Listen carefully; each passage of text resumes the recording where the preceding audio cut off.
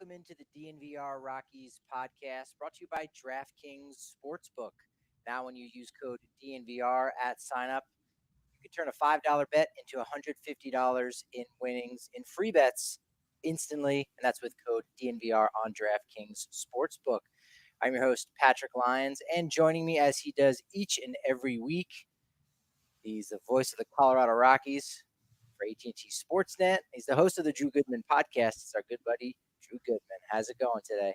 It's good. It's good. It's good. It's good. It's you know what? It's actually sunny out right now. I just got back from running, and it was cloudy, and the weather forecast for later, quite frankly, is not great. But right now, they could play. They could play all they wanted. It's beautiful out. So who's the person that makes the phone calls to get them down to the ballpark a couple hours early to get it in? Is there somebody in charge of that? Yeah, that's me. And I'm going through the process right now of first I'm calling the Philadelphia guys, and then I'll get around to the Rockies guys and see if we can round everybody up and play in like 45 minutes. There you go. All right. Stay tuned. I did Yeah. want to ask you actually where you go running in Philadelphia. That was one of Susie's questions for that because she's from the Philly area. Like, is there a good spot? I know there's not like a river necessarily. Yeah, there's most definitely you're a Jersey boy. There's most definitely a river, the Schuylkill River. Schuylkill, yeah. I Yeah, mean, I can spell it to back up that I'm aware of it, but it's yeah. not that close to the like center city though, right? It's probably, honestly, I typically do the famous run. I run down, Ben Franklin over the stairs of the art museum made famous in the Rocky movie, right? And they have a statue at the bottom to the right. I run up those stairs. I run over the backside, and there's a trail over there, and then it goes past all the rowing houses of Penn and Drexel, etc. And I run along the Schuylkill and then turn around and come on back. It's actually a good run. It's one of my favorite runs in the league. That's awesome. Yeah, I forget how close that stuff is situated there. I ran the Philadelphia Marathon, so I should have You someone should of a know layout. that, dude. Yeah. But when you do those races, you're just following the person that's in front of you. You don't necessarily know where you're at. What do you So mean you're following the person in front of you? I thought you told me you won the Philadelphia Marathon. Was that fiction? there's somebody who paces. The lead bike is what I mean. Oh, that's The right. bike is who Okay, I'm I just needed a following. clarification. Yeah. No, What'd you run the Philly Marathon in? Do you remember time? Yeah, actually, I think that was my PR for maybe like 3 hours 24 minutes. So Dude, that's good. Good for you, bud. Good yeah, for you. I mean that's a whiles away ago. So we'll Yeah. see if I can get back to that at some point. Mm-hmm. In the Masters division, maybe I'm not sure where the age brackets are now. That's a nice that's cooking, man. Yeah, I wanted to ask you about. I don't know if this is a bit of trivia. You may know it, you may not. How many broadcasters that you know of have called 3,000 hit games? Because I can think of one, and I'm talking to him right now. Yeah, It's pretty neat. Patrick, That's I cool. mean, and I'm not saying that this is what's about to come out of my mouth is not bullshit, false modesty stuff. I don't pay attention. I'm aware of that, okay, but I'm not like I've never been. Hey, I've done 5,000 games in a row or streaks, which are, and I probably this is going to come out wrong because to some of my brethren that's really important, but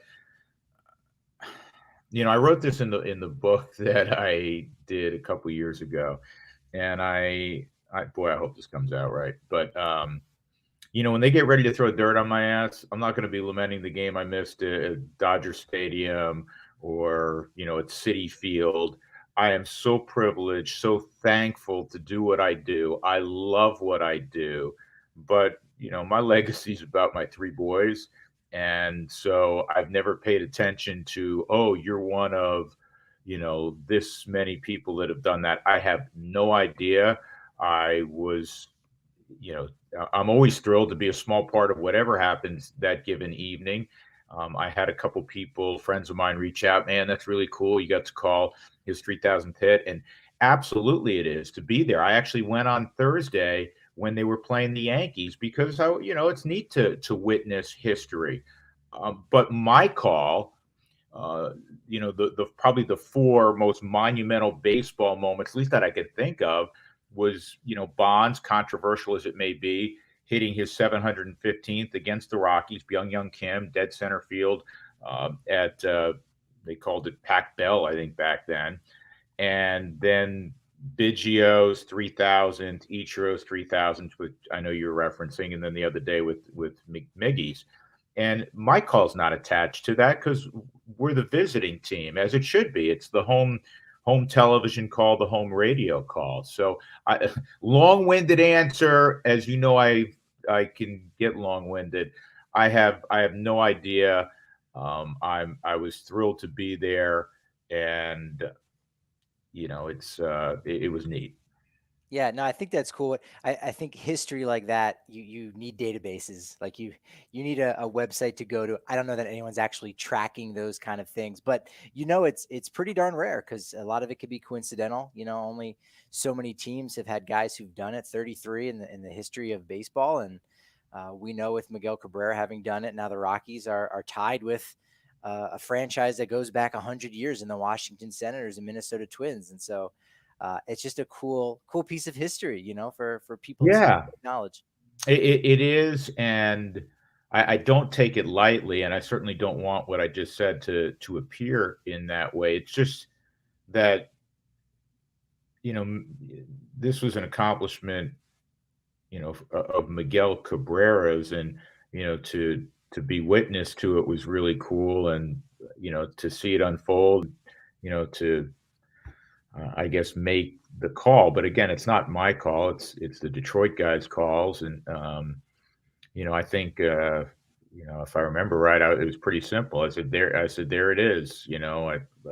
Number 3000, and then I just laid out because I always believed that pictures on television and the natural sound, or nat sound as we call it in the business, that is going to be far more meaningful and profound than anything gobbledygook that's going to come out of my mouth. And we can put the period on it afterward with he's now one of seven with 3,500.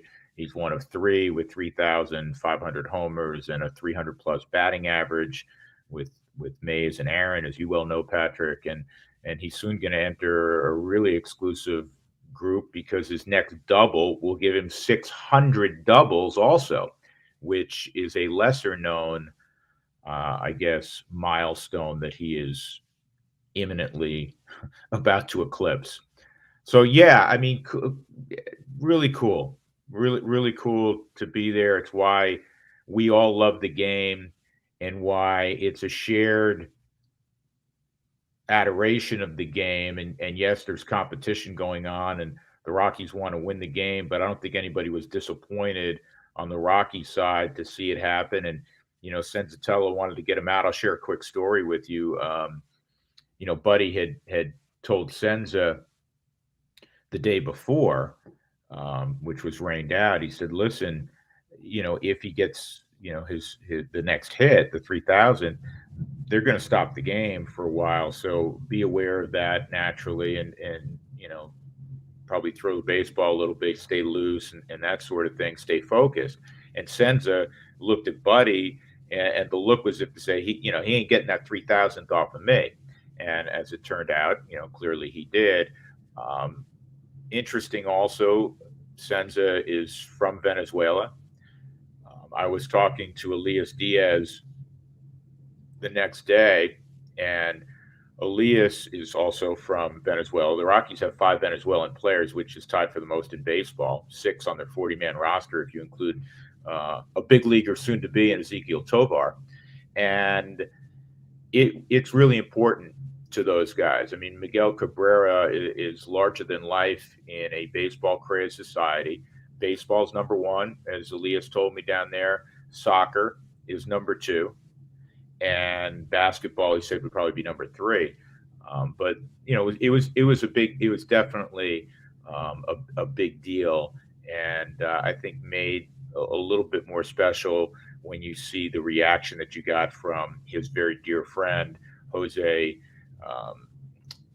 When he came over, Iglesias they live very close to each other in Miami, and he said he wanted to be the first one to to celebrate with him, and it's an opponent, but it worked out well because Iglesias took the throw from the outfield and immediately sprinted over and gave him a bear hug, and you could tell it was more than just two guys that played together. They're extremely close.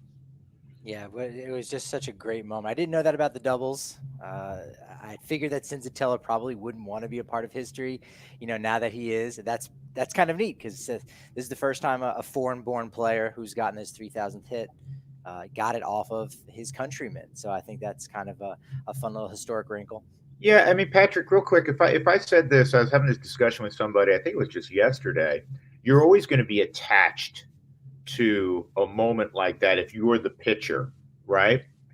And I think the greatest, and correct me if I'm wrong on this, or if you disagree, but the greatest pitcher attachment to a hitter milestone in the history of the game, well, there's two that come to mind. It's kind of interesting now. I'm just going, freewheeling here. Is Al Downing giving up 715 to Henry Aaron? And I think many baseball people know, hey, who gave up the 715, number 715 for Henry Aaron, and they'll say Al Downing of the Dodgers. And so Al Downing's known for that. What many people may not realize, Al Downing had a hell of a career. Al Downing was a really good major league starting pitcher, but he's always going to be associated as the guy that gave up 715. And the other one that comes to mind, another guy that had a really good career, and that is the shot heard around the world, Bobby Thompson, off of Ralph Branca. That was the one that came to my mind first. Yeah. And so you always, Ralph Branca, oh, he's the guy that gave up Bobby Thompson's shot heard around the world. Well, what kind of pitcher was Ralph Branca? I don't know, but he gave up Bobby Thompson's shot heard around the world. Ralph Branca was a real good pitcher. Yeah, so. And those two guys were linked together. I know. I think there was a book about it. Perhaps Bobby Thompson, was very kind and generous and said, "Hey, actually, let's make this about both of us." And so those guys together. I think I might even have a photograph from one of the times I went up to Cooperstown that was signed. The image of it, like they have in the newspaper with the dotted line showing the ball, its trajectory going over the left field fence. That was signed by both Branca and Bobby Thompson. So. You're right there. That is one of those things. Probably wouldn't put a 3,000th hit on that level because it's one of 33 on that. So I'm sure people will remember Antonio Senzatella more for his career than this achievement here at this point. Was there anything that stood out that made this 3,000th hit different than maybe some of the other ones, or unique wrinkles, or just something that you enjoyed most? About it, like you said, Iglesias being the first one over there who ran over, that was also really cool about it. Well, that stands out because it was a human moment. It was a mutual respect moment. It was, this moment is bigger than the competition that's unfolding because it was the first inning, right? And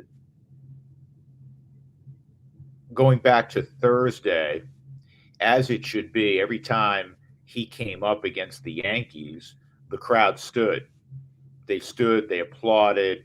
It was simultaneously honoring him for all that he has been throughout his career, 15 great years in Detroit, Triple Crown. And it was also, we want to be standing so we can really lose it when he produces that hit. And it was funny being there late in the ball game when Aaron Boone did the absolute right baseball thing and walk him. You had a lefty on deck in Austin Meadows. You have a lefty on the mound. First base is unoccupied. It's a one-run game. The Yankees are desperately trying to win it.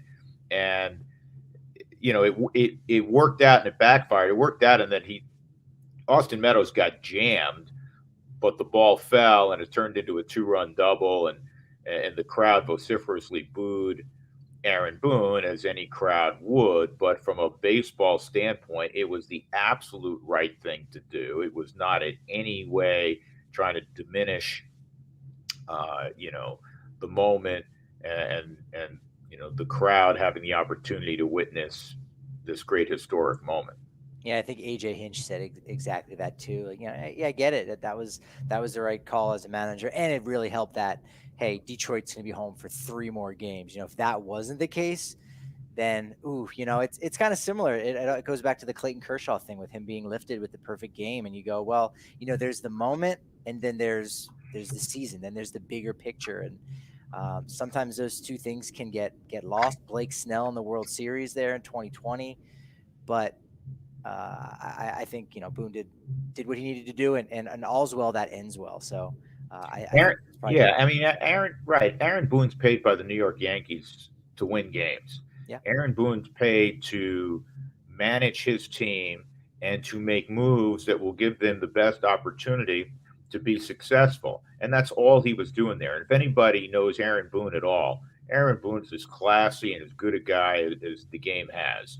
So, and somebody that grew up in the game, 3 generations of Boones have played at the major league level. Believe me, he knows the history. He respects the history. He said as much after. And, if you're a Tiger fan that was there Thursday and couldn't be there Saturday afternoon, disappointing. But that's the nature of sport and buying tickets. There is no guarantee that you're going to go and things are going to unfold and it's going to be serendipitous that yep, day I bought the ticket, my hero produced that moment. I think the counter argument to the Boone thing that some people would say that I understand, but as you point out, Aaron Boone is the manager of the Yankees. His goal is to win games. People would say, yeah, but he's like an ambassador of the game of baseball. What's good for the game, like that needs to be considered. Ambassador of the game of baseball is not in his contract. It's not in his duties. So you're right. He's trying to win games. In the process, he is an ambassador. He is a representative. He is going to do all those things. But in that moment, bottom line, you got to win one of those early April games Okay, against so AL well, Central club. yeah, the same argument then with Montgomery, who started for the Yankees, is it his responsibility as part of this very small fraternity of major league players to throw him a cookie over the middle of the plate? Yeah, No, I, I the agree. Yeah, great achievement of 3,000 hits is that they came while somebody was 60 feet 6 inches away, trying desperately to get you out, and 3,000 times over 20 years, whomever the pitcher was couldn't get you out, with the best fielders in the world behind them. That's what greatness is about. That's what achievement's about. Yeah, speaking of greatness, got to shout out our buddies over at Green Mountain Dental Group. They are leaving Rockies fans, Nuggets, Avs, you name it, with pearly white smiles all around Denver. That's all thanks to Green Mountain Dental Group. Best part right now is when you schedule a cleaning, X-ray, and exam with them, you're going to receive a free Sonicare toothbrush from Green Mountain Dental Group, located just 15 minutes from downtown Denver. Then you want to grab a bite to eat? Well, you can go to any of Sexy Pizza's 4 locations in Denver: Capitol Hill, Old South Pearl, Jefferson Park, and Park Hill. Why? Well, they've got hand-tossed deck oven pizza with made from scratch each morning dough. That's the difference between them and the other guys. Sexy Pizza is as legit as it gets. You had them probably at the Broncos tailgate if you haven't gone there already on your own. It gets the seal of approval from me. I'm a snob. I'm a pizza snob from New Jersey. So you know what? Sexy Pizza gets the job done and then some. You can also go to their about page at www.sexy.pizza, and you can go to their donations link to actually find out how Sexy Pizza can support your local cause, because they love giving back to the community. They also have a location now down in Trinidad, Colorado. That's Sexy Pizza, www.sexy.pizza. Get yours today. Gentlemen who, I don't know if you should have pizza before a start, but maybe he'll be doing that Tuesday night. Ryan Feltner, a young man that, because of the rain out on Friday, you had Senzatella and Gomber stacked up there, and so you're going to need someone to step in there, because Senzatella's not going to go on 3 days rest. He threw his normal batch of pitches, if you will. We still don't know what's going to happen on Thursday. If they'll switch the order up between Gomber and Senzatella, probably won't happen. But nevertheless, on Wednesday, you got Ryan Feltner making his 3rd career start against the Philadelphia Phillies. He's looked really good so far down in AAA. That's exciting. And if you go back to spring training, Patrick, and you were down there for quite a while. When the question about starting pitching depth arose with Buddy, the first name he always mentioned, I mean, I know it's been easy for folks who write every day about the Rockies to always go, well, Peter Lambert, he's going to be one of the next guys up because he's coming off Tommy John, and we saw him in the big leagues a couple of years ago, and he's one of the better prospects a couple of years ago. And Ryan Rollison, who was a former number one pick. Those are going to be the first two guys to add depth. But if you listen to Buddy, which we do because his input is far more important than whatever we may think, it's always been Ryan Feltner. Ryan Feltner is number one. And that's not to slight the other two guys who are injured right now, quite frankly. But even if they were not, stuff-wise, Ryan Feltner has the best stuff. And his fastball has seen an uptick at Albuquerque. And I know you've talked about this, Patrick. He's touched 100 miles an hour. This is a starter. This is not a guy coming out of the pen who's going to let it all hang out for 15 to 20 pitches. This is a starter that's been working in the upper 90s at times. So we saw him briefly last year. Anybody, for me, that has a sub-4 ERA, pitching a few ball games in the Pacific Coast League, and specifically Albuquerque, New Mexico, which is also at altitude. Great facility there, but, it's hard to not have a big ERA. That's pretty impressive. What does he have, a 3-something right now, Patrick? You know better than I do. Is it 350 or 320, something like that after 3 or 4 starts? 3.10. 3.10. I mean, That's man. 2 ERA. Yeah. Yeah, that's like, oh my gosh, this guy's throwing the ball like Gibson in 68. I'm not getting carried away, okay? But it's nice to see he's earned that opportunity. I'm excited to see it. We all know, who follow the Rockies closely, you need to have more than 5, and Chad Kuhl's been just lights out so far. Wow. Maybe the best Rocky story, along with Connor Joe in the early going, right? Yeah. So, maybe this guy, he hadn't been up yet. I mean, he was up briefly last year. But if he can add legitimate quality depth in that rotation, that's a nice boon for the Rockies. So I'm really looking forward to watching him throw the baseball. Tough park to throw in, tough lineup to go against. But I'm looking forward to that. Yeah, I like that the Rockies had him, in the clubhouse on Monday, so he can kind of get acclimated for a couple days. We talked about this on the podcast on Sunday. Like, hey, it actually lines up really well. He made the start Friday, struck out 10 batters there, and so you're right. The uptick in that fastball has been really, really nice. He's looked, really solid. And last year we got to see him, but he made the jump from Double-A. I think a lot of people might forget that. Is that really? I think the last guy before that might have been Eddie Butler, back with the Tulsa Driller days. Like, that was like the last guy that made the jump from Double-A up to the majors. And so you saw that a little bit with his first start against Atlanta, and then his second start was in Philadelphia. So you kind of like that idea that, hey, I've been here before, literally in this ballpark.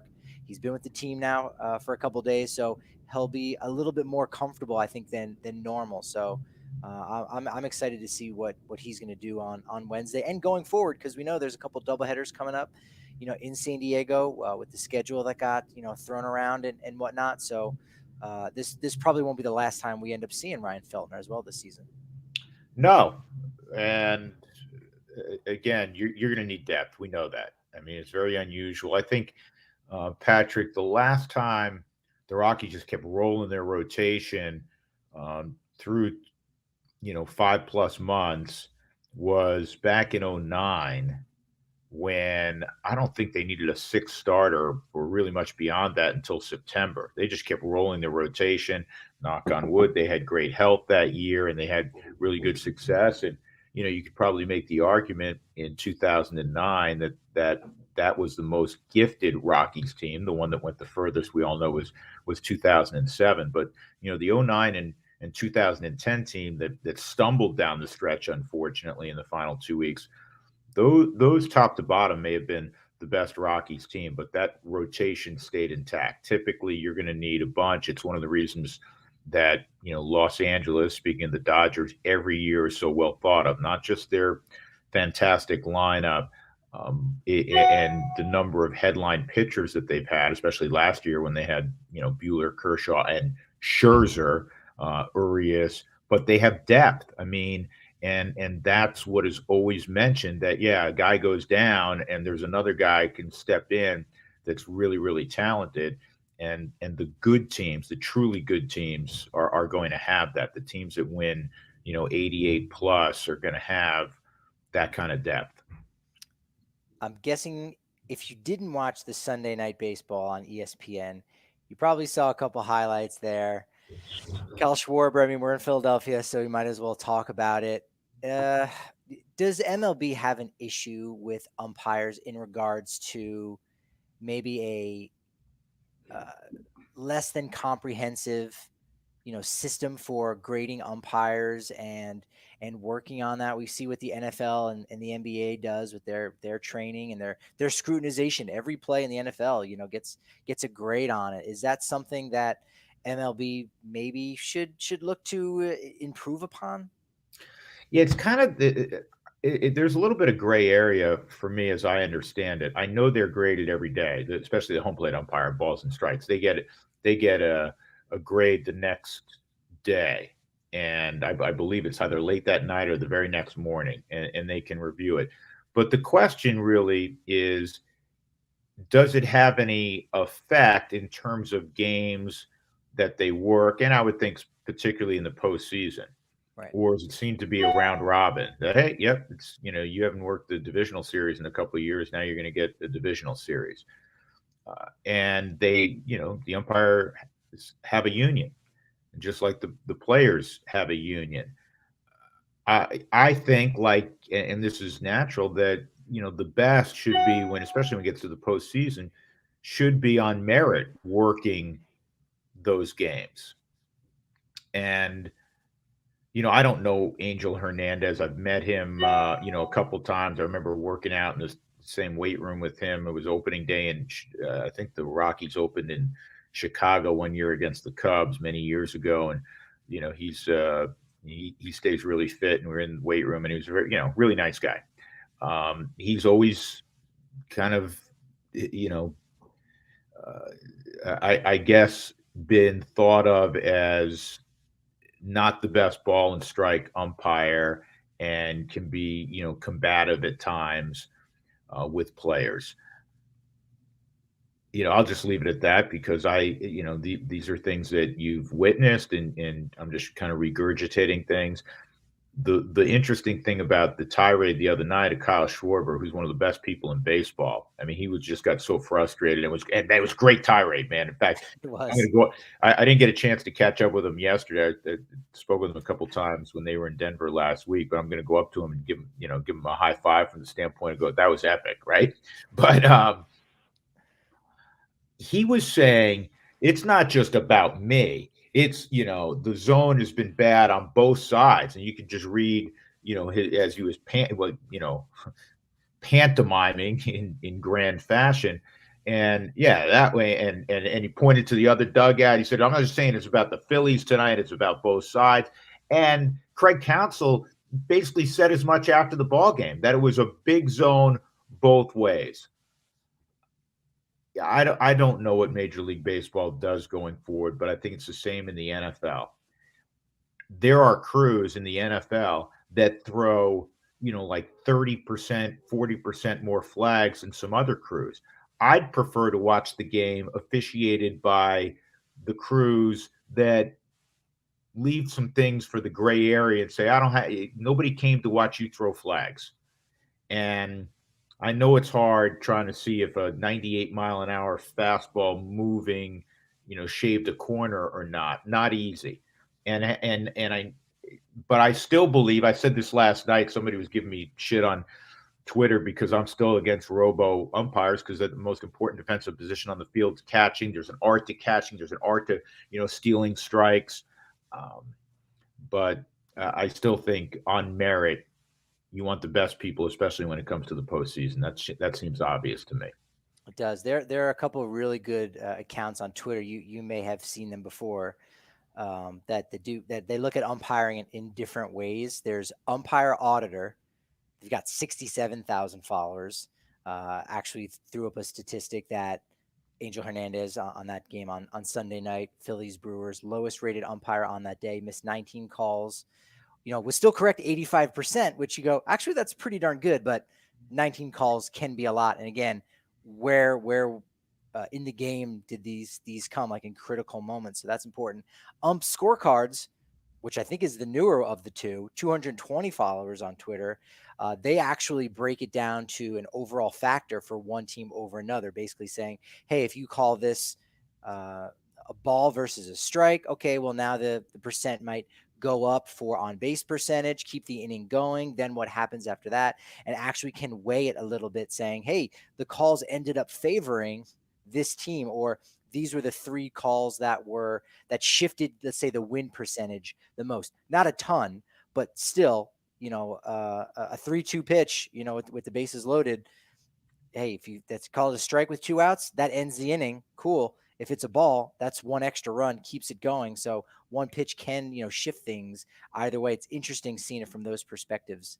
Yeah, Patrick, they rate it, to embellish what you're saying, they rate it two ways. They rate your scorecard on accuracy and consistency. And there are a lot of guys, I've seen, a ton of guys rate over 95% on both. I've seen 98% in terms of accuracy and also consistency of what the strike zone is. And he was, if you're below 90, that's, not good. And they had him at 88% on both the other night in the Sunday night affair, the 1-0 game that Milwaukee beat Philadelphia. Yeah, it's interesting how you just shift 5% from 95 to 90%. You're like, oh, that doesn't seem like that much. It's the same thing, a batting average of 270 versus 170. You go, that's 10% right there. That's actually a big difference. We're talking below the Mendoza line there. So it's important. Yeah, I mean, if you got it's the old swing pitch, the 1-1 pitch. If it goes to 2-1, the batting average is going to be about 200 points higher than if all of a sudden you're battling a 1-2 count. It's huge. It's huge. Yeah. Another thing that came out from Sunday, curious of your thoughts. The scene there at Yankee Stadium was not a pretty one. We know that in the Northeast, even in the, not Southwest, but in Southern California, fans can be incredibly passionate for their teams, and you don't want to discourage that. But there is a line, and, those Yankee fans that were involved in it, not all of them, but the ones that were involved in it were throwing things on the field. You absolutely cannot do that. That, from those fans, was classless. Oh, it's simple, and it could happen anywhere. You don't want to paint with a broad brush and say all Yankees fans are that way. Of course they're not. But you have to identify, and in this day and age with, everybody carrying a camera around, you can identify who those fans are, and they're banned for good. They should be. I mean, somebody was telling me that when you're throwing something from the stands, God forbid you actually hit somebody. I mean, if you hit them in the wrong place, I mean, I don't want to get overreact, but it's wrong. What are you doing? So those people need to be banned. And if people around said, "Hey, yeah, I saw this guy," it should be their civic duty to say, "Yeah, it was this dude over here." Can't do that. Yeah, John Boy did a breakdown. That's not even a debate. Well, hey, what side of the issue you're on? It's a criminal act.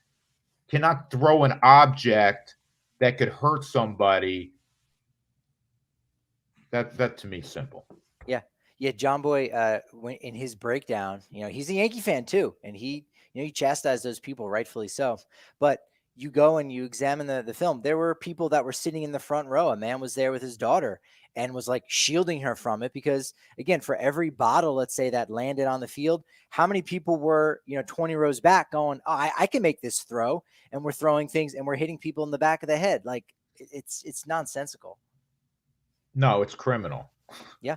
It's criminal, and there's nothing to discuss there. But it can happen in any ballpark, And you can say, oh, well, that's what happens sometimes when people overindulge. Well, you're responsible for yourself no matter what you do. So if you did overindulge and did something um, ridiculously foolish and criminal, there's a price to be paid. Yeah, That's bottom how I line. look at that. Agree with you on that. Will in our chat is asking about a certain high school shortstop prospect from Stillwater, Oklahoma. Any updates on our? Well, he's not my buddy. I mean, he's your buddy, and he's your buddy's kid, Jackson Holiday. I mean, he's obviously coming into the season was a top 10, certainly a first round pick kind of guy. We know the Rockies have the 10th pick overall. Again, what happens in front of them, they have no control over. But Jackson Holiday, still going out there and doing his thing so far this season out in Oklahoma. Yeah, we'll do a little more research as we get closer and talk to people on the amateur scouting side and get a better feel for what what they believe Jackson Holiday is and what he will be. And listen, I know he's going to be a hard worker. He's got good bloodlines with Matt. I think many Rockies fans remember the stories that we would tell on the air about Jackson, and even showing some video of it when he was 2 years old, swinging the bat and had unbelievable hand-eye coordination as a tiny little guy in the clubhouse after victories. And here he is, one of the top talents for this year's draft. It's really cool to see. I do think he's going to sign. I don't think he's going to go to Oklahoma State and play for his uncle and Josh and his dad, who's on the staff as a volunteer assistant. I don't think Matt needs the money from Oklahoma State, and his granddad is involved there as well. I think he's going to sign.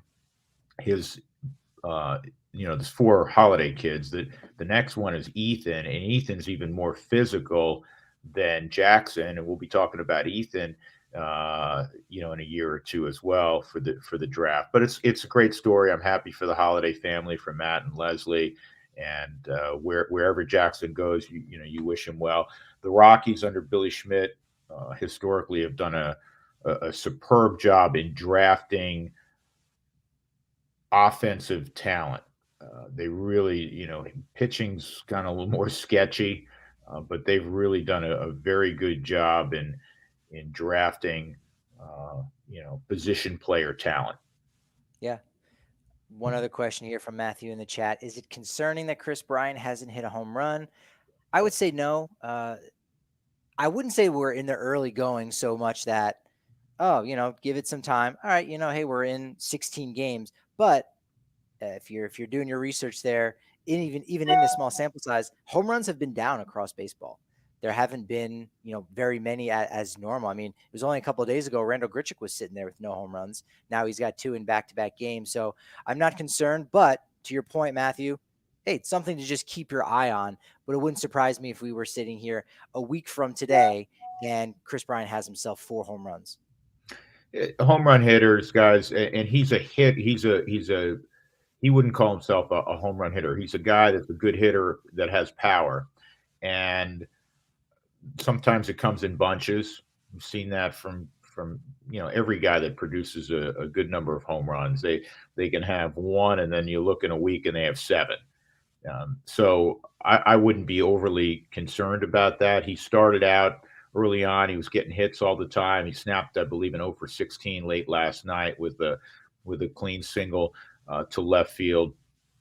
He's going to hit his share of home runs. Coors Field takes away a lot of home runs. Here's something interesting. Last year, I think you probably haven't. I'm trying to remember what score he ended up with, 23, 26 home runs, whatever he had. Had he played at Yankee Stadium, he would have had close to 40 home runs. I think it was 48. I think it was something. It was it was a big. Yeah, it was a big number. Sure. And actually, the fewest home runs if you look at launch angle and exit velocity of all the balls he hit last year, the place where he would hit the fewest home runs was Coors Field, and a lot of people do not realize that. So Kris Bryant should hit for a higher average at Coors Field. His doubles should go up. I don't necessarily know if his home runs will go up, given that he is playing in a really big ballpark. And yeah, I know the ball flies farther because it's altitude. You made a very good point, Patrick. This year is not. We'll find out more about the baseball as the season unfolds. Everybody's using a humidor, but this is not unusual where home runs are down in April because there's so many cold weather games in the month of April. When things truly warm up, and we're sitting here, and you and I are doing our thing on this podcast in late July, let's see where he is. But I think there's going to be more doubles for Chris Bryant. There may not necessarily be more home runs than he's hit in the past, but you just want him to be, the tough out he's always been, the formidable offensive player sitting there in the 3-hole, most days, and that's what I would concern myself with, more than anything when it comes to Bryant. Yeah, he's much more of a doubles machine. It's funny because for being such a big guy, 6'4", he's got an easy swing, and ball flies off his bat, but he doesn't hit those tape measure shots. I think we've even talked about that before. He's not a guy that goes 440 on the regular like someone like CJ Cron. So it's going to be more of the doubles, and there might be those home run droughts. But again, he's batting 281 right now. He's contributing and doing his part at the top of the lineup. Well, if you overlay his, I think it's 63 home runs the last 3 years. If you overlay him at Coors Field, the number's 28. I had not seen that. That's interesting. Yeah. So, a lot of those would be, doubles, and that's not a knock on Chris Bryant. It just is a fact that a lot of people don't acknowledge, or quite frankly don't do their homework on just how big Coors Field is, especially when you're talking about extreme left center field and even extreme right center field. So I'm not worried about Chris Bryant right now. We're worried about the game tonight. Let's just briefly touch on the matchup: Germán Márquez versus Zach Eflin.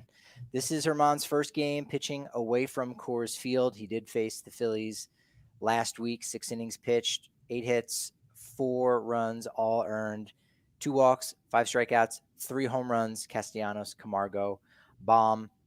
He's looking to get himself, back on track. Not that he's been that far off, but I think anytime Germán goes down to sea level, he's really looking to carve up some hitters.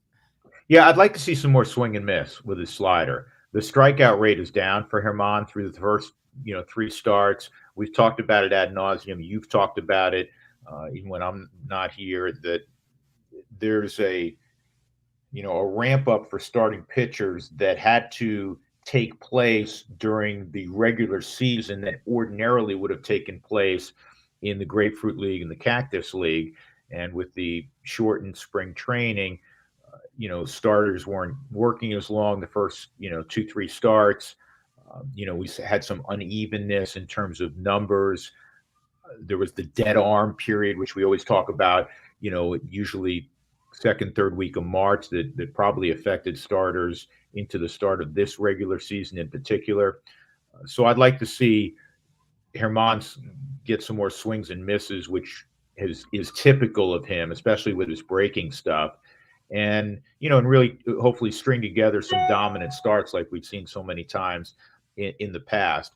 One of the things that's been great about this 10-6 start for Colorado is the strength of the club is their, on papers, their rotation. And they haven't really had, a great number of starts where you go, boy, that was wonderful. Chad Kuhl's been lights out. And his first one was a little bit shorter, but his last 2, terrific. Germán had the great start against the Dodgers in game 2 of the season. And Gomber. I don't want to forget Gomber in Detroit. He was marvelous. They've had 4 starts where you go, man, really, really good. Freeland's been okay. Last night he deserved a better fate. The Rockies played. You want to get all the, if you're going to have a crappy game on defense, get them all out of the way in one game. And the Rockies were horrendous defensively yesterday. You're going to have those every once in a great while. Hopefully it's just a great while and not, semi-frequently. But I think that rotation hopefully will get in a groove here in the not too distant future. And, you had it with Gomber, then you had it with Kuhl. Freeland, I thought was solid last night. He ended up with 7 strikeouts, certainly deserved a better fate. As we said, defensively, the Rockies, didn't help him out at all. And and then Germán and get Senza, where he's kind of been off to a slow start. He's going to give up hits, but he's given up way too many hits so far. And get that rotation on a roll. So I look at the 10-6 mark with the rotation just being okay thus far as a really good sign. Yeah, no, I couldn't agree more. Freeland also hit the 100 pitch mark last night. So, kind of as you alluded to there, with spring training, guys are really now starting to get themselves into certainly not midseason form, but that regular season form. And I think we'll see that from Mrquez tonight. His last time out last September in Philadelphia, 6 innings pitched, no runs, 1 walk, 6 strikeouts. So, I think we'll probably see something similar to that again tonight from Germán. Yeah, I hope so. And this is a good lineup. You know that, Patrick, and I know they've underachieved a little bit so far, but when you have to navigate, Harper and Castellano and Gene Segura, let's not forget. I mean, Gene Segura is a good offensive player, and Reese Hoskins is going to give you a good at bat. Alec Boehm at the bottom of the lineup has been productive, but Schwarber, I know the average isn't pretty, but he can hit one over the stadium. And Castellanos, this is a good lineup, and it's a veteran lineup. And I said this on the air last night. You don't want to be around when they start putting a hot streak together, because they're going to put up some big numbers. When Germán's been on, he can shut down any team in any ballpark. And to your point, he did it a year ago here, and hopefully he's able to do that tonight. Do you realize that the Rockies have had only 1 losing streak this year? That, of course, was Wednesday, and then the first game on Saturday. So they've had 1 2-game losing streak, and that lasted all of 5 hours because they won game 2. So technically speaking, I don't think they've had a true losing streak yet.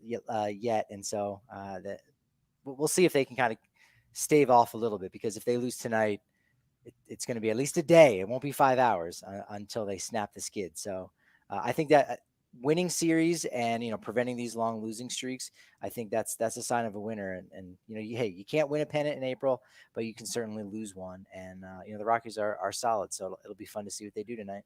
Yeah, and let's not lose sight of this, Patrick, that and again, I know you've touched on this, that last year they didn't win their 4th road game until May the 30th. They were awful on the road. I mean, it was pathetic. And they were much better in the second half, particularly the last 30. They went 15-15 out on the road. Now, they've won 4 out of 6 on the road. For the Rockies to be a postseason team, they have to be somewhere in the neighborhood of 500 on the road, and then win, obviously far more than they lose at Coors Field, as they did last year. Even though last year, wasn't by any stretch a good year. They won only 74 games, but that's how the math has to work. And small sample size, but they've won 4 out of 6.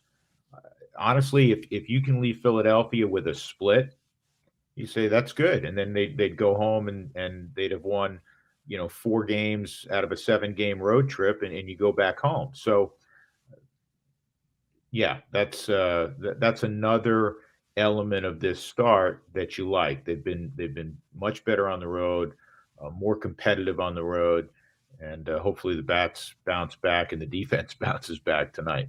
That's right. Make sure you are downloading and subscribing to the Drew Goodman Podcast, which drops every Thursday. You got your guest yet? I know we're in the final hours here, so you're probably getting close to having that interview, or maybe you've already had it. I beat you to it. Actually, I was going to do it today, Patrick, because I'd lined this up over the weekend, but we ended up taping it yesterday. Christopher John Crone. CJ Crone. Christopher John Crone will be joining me this week. Connor Joe still, they all stay up there in perpetuity. But it was great visiting with Connor Joe last week. The greatest Rocky of them all, as my partner says every night. By the way, how far did he hit that ball last night? Unbelievable. First pitch of the game, bang. Greatest Rocky of them all. Spilly was like, beside himself. It was awesome. But yeah, I was gonna say, in the clip that I saw, I think it was Rock's Gifts Vids, where the last thing you hear before the video stops is ugh, like he just makes a yuck sound just because he hit the ball so far, and you just hear Spilly's reaction to that, like, ugh, he's so good. Yeah, he's Yeah. awesome, man. He's awesome. And but yeah, CJ Crone, baseball family, found a home in Colorado. It's off to a terrific start.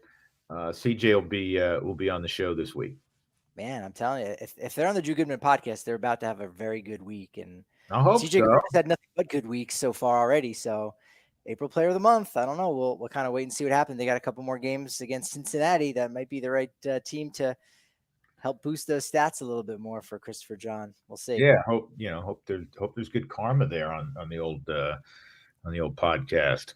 Drew Goodman Bump. That's what it is. Follow him on Twitter at Drew Goodman42. We are at DNVR_Rockies. I'm at Patrick D. Lyons. And also make sure you're following at the Susie Hunter. She'll be back tomorrow with us. This has been great. It's been wonderful. But you know what they say about momentum? It's only as good as tomorrow's podcast. So talk to you then.